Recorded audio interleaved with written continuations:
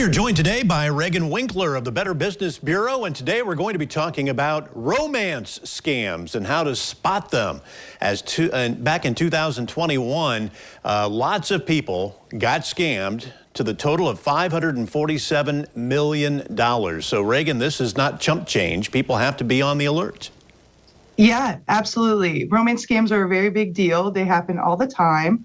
The average person, according to the BBB, in 2018 to 2019, they did a survey and they saw that an average of each person lost around $2,600 during the time they were scammed.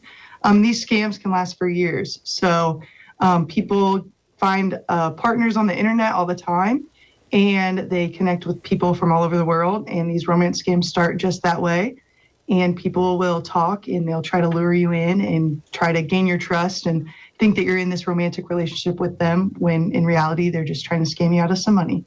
Kind of goes back to the television show Catfish, I guess, right? Because they're basically catfishing you, only they just want to get money. Yeah, absolutely. They use fake profiles all the time. This can be across social media, on dating sites directly. Anybody can create a profile and pretend to be anybody they want. And so there are a few ways that you can spot if it's a scam.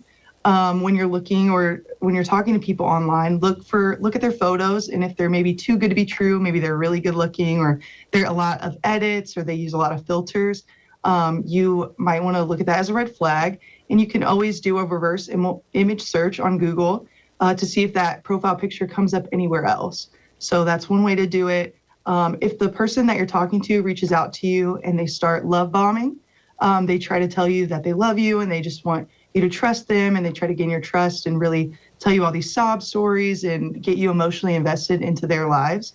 That's a way to tell if they're possibly a scammer. If they don't want to meet or they can't meet, a lot of times these scammers will say they're overseas or they're in the military, and they never take the time to try and come meet you, or they come up with these stories that they can't.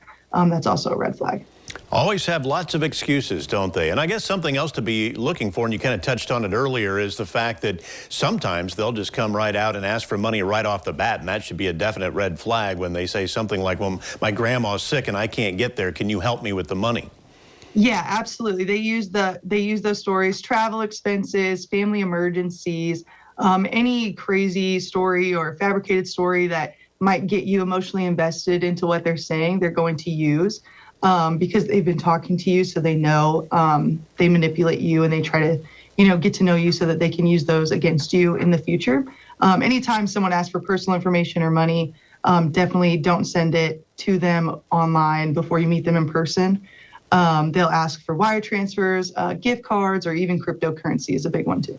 Yeah, I know my mom, who is no longer alive, got scammed maybe 4 or 5 years ago, and they wanted her to go buy iTunes cards. That was kind of the big thing back then. So you really have to be alert for anything that these people are going to try on you. Absolutely. They will try anything to get your money. Reghan, thank you so much for joining us today. We appreciate your expert advice, and we will be back with more right after this.